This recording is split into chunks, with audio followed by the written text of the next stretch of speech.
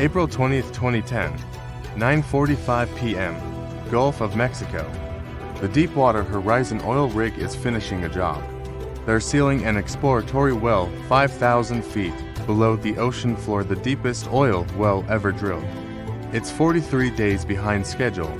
Every day of delay costs BP $1 million. On the rig, 126 workers are celebrating. The job is almost done. Some are on satellite phones with families. Others are planning what they'll do onshore. At 9:49 p.m., mud starts shooting onto the deck. Then gas. Workers scramble. Someone hits the emergency disconnect. It fails. At 9:56 p.m., the gas reaches the engine room and ignites. The explosion is so powerful it's felt on boats 40 miles away. A fireball rises 300 feet into the air. The rig, a structure the size of the football field, shakes violently. 11 men die instantly. The rest evacuate. Some jump 75 feet into the ocean. Rescue boats pull survivors from burning water. By morning, Deepwater Horizon is gone. It burns for 36 hours before sinking, but the well keeps flowing. 4.9 million barrels of oil spill into the Gulf over 87 days. It becomes the largest environmental disaster in U.S. history. Here's what makes this more than an industrial accident. Every single warning sign was there. Equipment failures, pressure test anomalies, gas readings, workers raising concerns. The rig had 390 alarms in the days before the explosion. They were ignored, not because people were incompetent, not because they didn't care, but because of psychology. The psychology of "it's always been fine before," the psychology of financial pressure overriding safety concerns, the psychology of junior workers afraid to challenge authority. This is about what happens when an entire system learns to ignore warnings, when probably nothing becomes standard operating procedure, and when that psychology kills 11 people and destroys an ecosystem. In the weeks before the explosion, Deepwater Horizon's alarm system went off 390 times. Pressure anomalies, gas detection, equipment malfunctions, system failures. 390 warnings in days.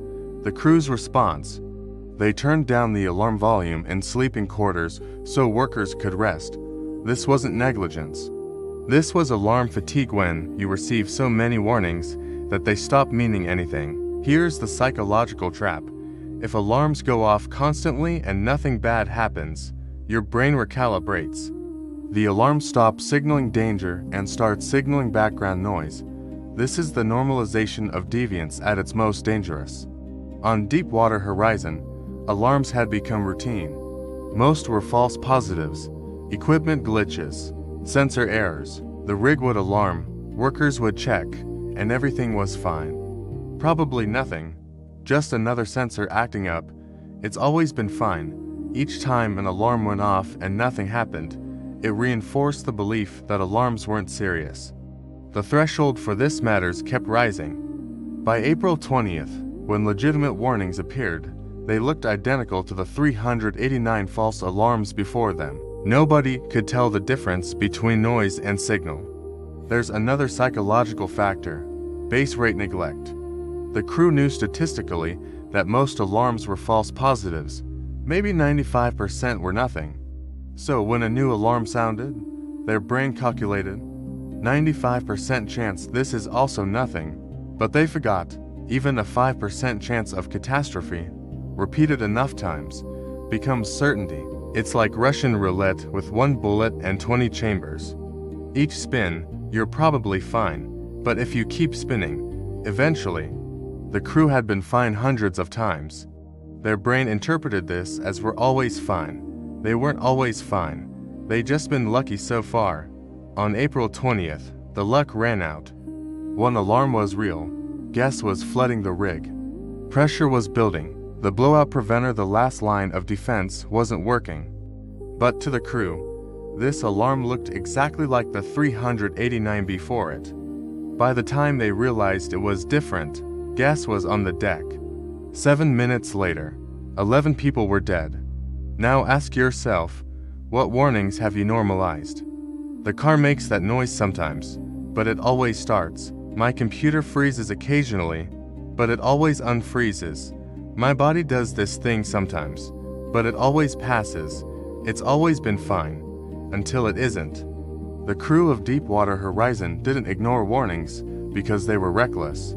They ignored warnings because their environment had trained them that warnings didn't mean danger. When every alarm is urgent, no alarm is urgent.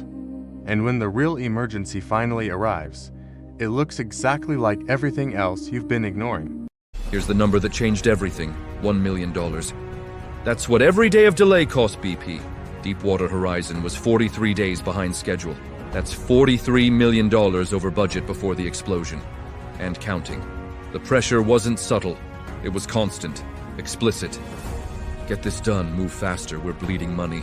This creates what psychologists call goal gradient effect. The closer you get to finishing, the more willing you are to cut corners to reach the goal. The well was almost done. Just a few more steps. Seal it up. Move on. In that context, every safety procedure becomes an obstacle. Every double check becomes a delay. Every "let's run that test again" becomes $1 million question. On April 20th, there was a critical decision. Run a full pressure test or use a faster, less reliable alternative. The full test would take hours. The alternative would save time. They chose speed. The test showed concerning results, pressure readings that suggested problems. But interpreting those results was ambiguous. You could read them as danger or as probably fine. Under normal circumstances, ambiguous safety data means stop and investigate. But these weren't normal circumstances. These were $1 million per day circumstances. When that much money is on the line, your brain performs remarkable gymnastics to justify the answer you want. The readings could mean several things. It's probably just anomalous pressure pockets. We've seen weird readings before, and it was fine. If we delay for every ambiguous result, we'll never finish. This is motivated reasoning supercharged by financial pressure. Research in organizational psychology shows that financial incentives don't just motivate, they distort judgment. When people are rewarded for speed and punished for delays, they unconsciously reframe risk. Safety concern becomes pessimistic interpretation. Ambiguous data requiring investigation becomes overthinking. Better safe than sorry becomes you're costing the company money. The BP supervisors weren't evil. They were under immense pressure. Their job security, their reputation, their career advancement, all tied to bringing this well in on time. When workers raised concerns, the response wasn't ignore safety. It was more subtle. Are you sure? Look again at the data. That reading is within possible normal parameters, right? We can't afford another delay unless you're certain there's a problem. Notice the shift? The burden moved from prove it's safe to prove it's dangerous enough to justify delay. This is precautionary principle inversion. Normally, with catastrophic risks, you err on the side of caution. But under financial pressure, that flips. You err on the side of moving forward unless proven dangerous. And proven dangerous is nearly impossible when dealing with ambiguous data. One worker later testified, "I felt that if I kept insisting we stop, I'd be the guy who cost the company millions over what everyone else said was probably nothing." That's the psychological trap. Individual concern versus group consensus plus financial pressure. The group chose to continue. At 9:49 p.m., gas hit the deck. By 9:56 p.m., 11 people were dead. And the choice to save time had created the costliest environmental disaster in history. Final cost: over $65 billion in cleanup, fines, and settlements. The $1 million per day they were trying to save ended up costing $65,000 million. But by the time they realized that, it was too late. The question you need to ask: when have you made a risky decision to save time or money? When has "we can't afford to wait" overridden "we should probably check this"? Because that's not unique to BP. That's human psychology under pressure. And it kills. Several workers on Deepwater Horizon knew something was wrong. They saw the pressure readings, noticed the anomalies, had that gut feeling. This doesn't seem right. Some even spoke up. They were dismissed, not aggressively, Not with hostility, just with, "Are you sure? Let me check with someone more senior. I think you're misreading the data. We've seen this before, it's fine." And then they stop speaking up. This is authority gradient, the psychological reluctance to challenge someone with more power, experience, or status than you. Aviation discovered this phenomenon after multiple crashes where first officers knew the captain was making a fatal error but didn't intervene forcefully enough. The same psychology was operating on Deepwater Horizon. Junior workers noticed problems, but the senior supervisors with decades of experience said it was fine. Who are you, with 5 years of experience, to question someone with 30? The psychology is subtle but powerful. They've done this hundreds of times. Maybe I'm misunderstanding.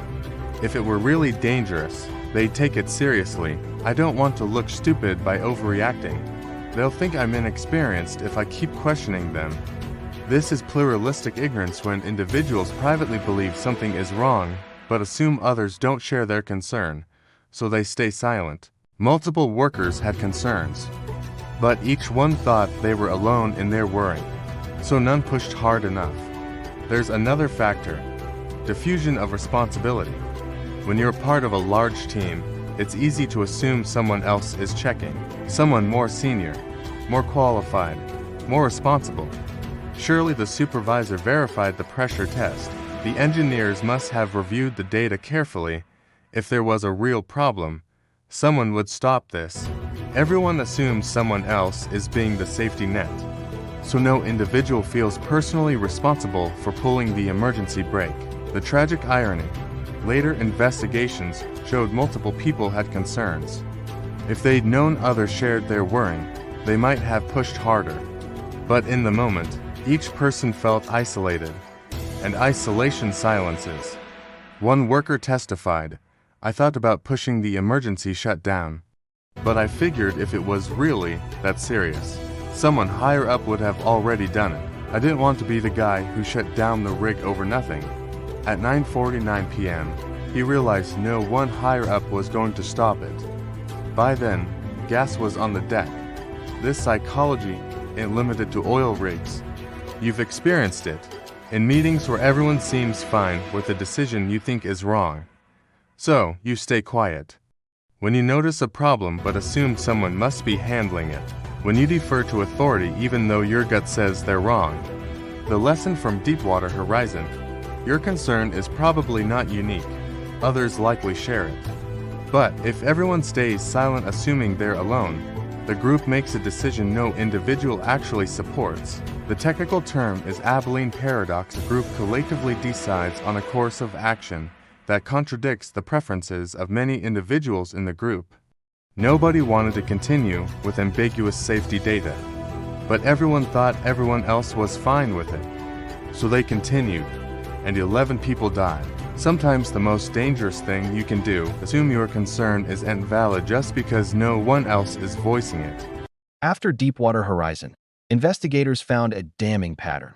The rig had experienced equipment failures, alarm floods, and near misses for months. Each time, nothing catastrophic happened. So each time, the threshold for serious concern rose. "It's probably fine" became standard procedure. But here's what the crew didn't understand. Absence of disaster is not evidence of safety. Every "probably fine" that turned out fine wasn't proof the system was safe. It was proof they hadn't hit the failure point yet. Deepwater Horizon didn't explode because something suddenly went wrong on April 20th. It exploded because the cumulative probability of failure, after months of normalized deviation, finally manifested. The question isn't, has something bad happened? The question is, what's the cumulative risk over repeated exposure? The crew never asked that question.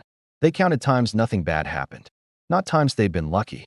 This is the psychology that kills. It's always been fine is not a safety analysis. It's survivorship bias. Probably nothing is not risk assessment. It's optimism bias.